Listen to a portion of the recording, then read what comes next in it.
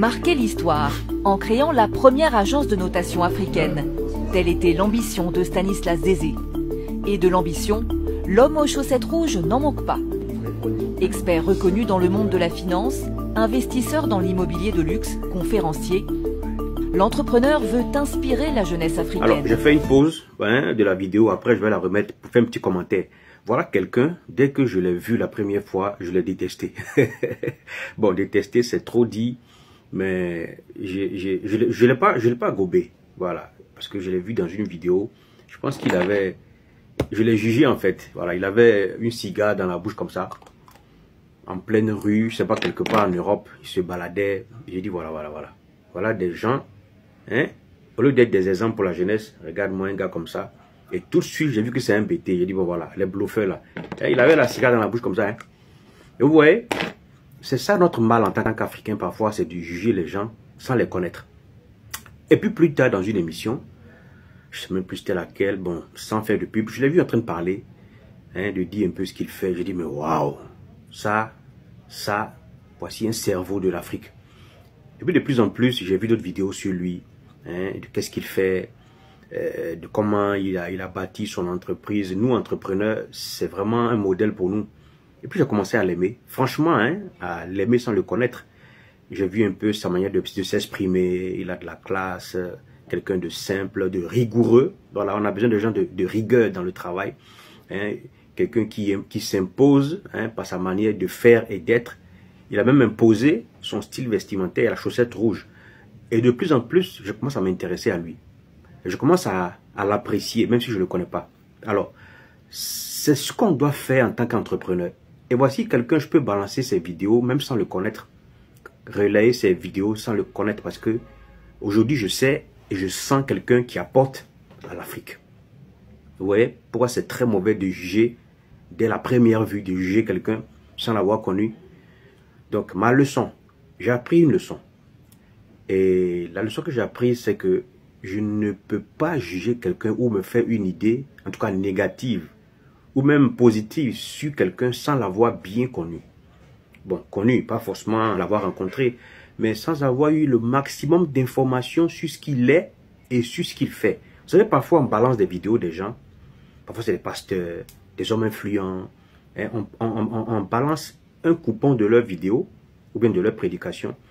Et puis on se sert de ça pour les vilipender, pour les attaquer. On aime bien ça en Afrique. Quelqu'un prêche un long message, il fait un long discours. Et à cause d'une bavure ou d'une simple phrase, on s'en sert, on met ça sur les réseaux, et puis chacun commente, on commence à le lapider avec nos mots, on commence à le vilipender, à l'agresser, sans même l'avoir vu, sans le connaître. Ça, c'est monnaie courante sur les réseaux.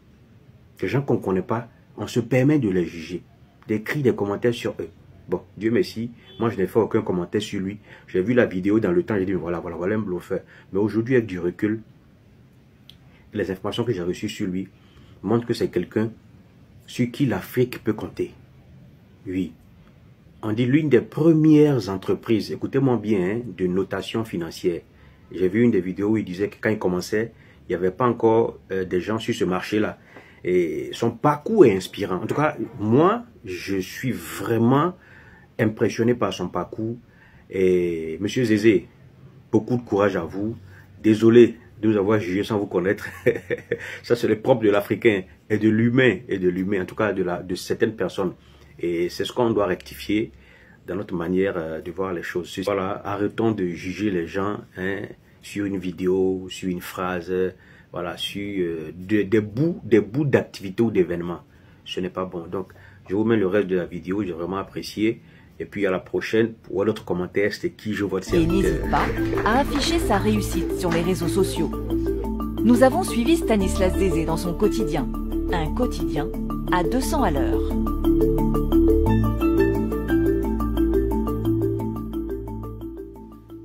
Pour comprendre comment fonctionne une agence de notation, il faut se balader dans ses couloirs. Donc là, on a les économistes.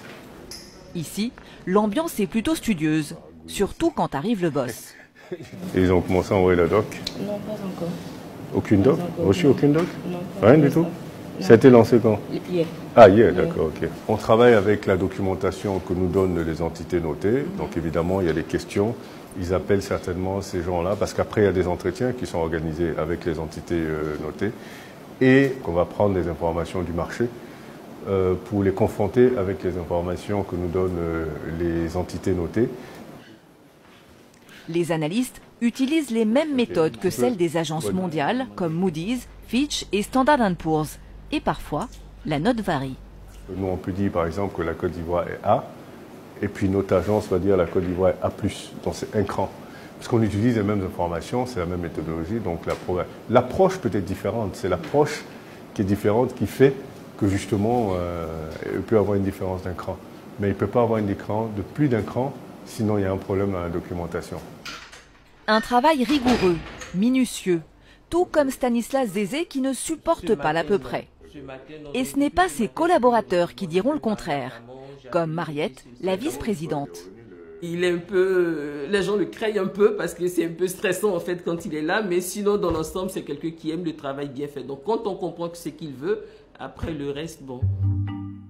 15 ans après sa création, Bloomfield s'est imposé dans le paysage des agences de notation. L'entreprise compte plus de 120 clients dans 20 pays africains, 3 pays européens et un pays asiatique.